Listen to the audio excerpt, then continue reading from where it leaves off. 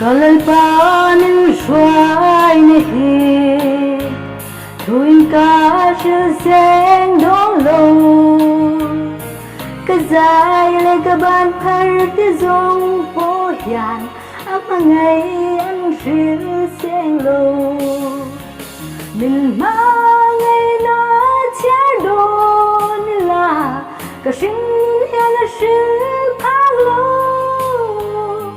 Cả nâng lại cả này dòng tên nén nhà nền Áp mà ngày nó lâu nền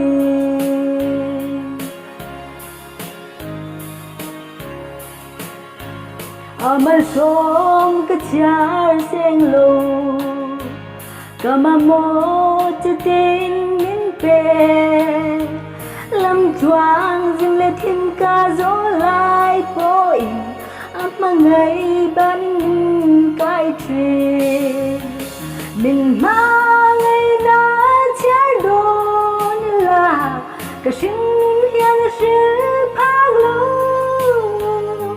Cả nâng lệ cả này dòng tên nén gia đình Áp mà ngày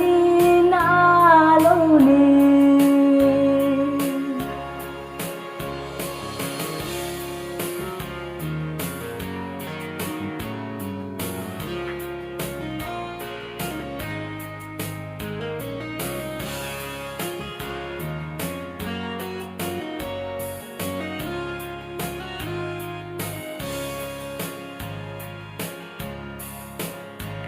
Kamaba kaeng zelang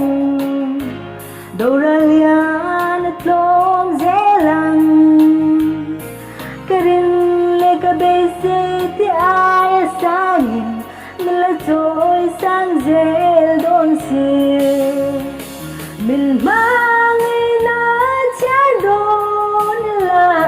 Kasing yan na shil pang lo Kanun Cái này dùng tên nén gia đình Áp mà ngày na lâu nền Cái này dùng tên nén gia đình Áp mà ngày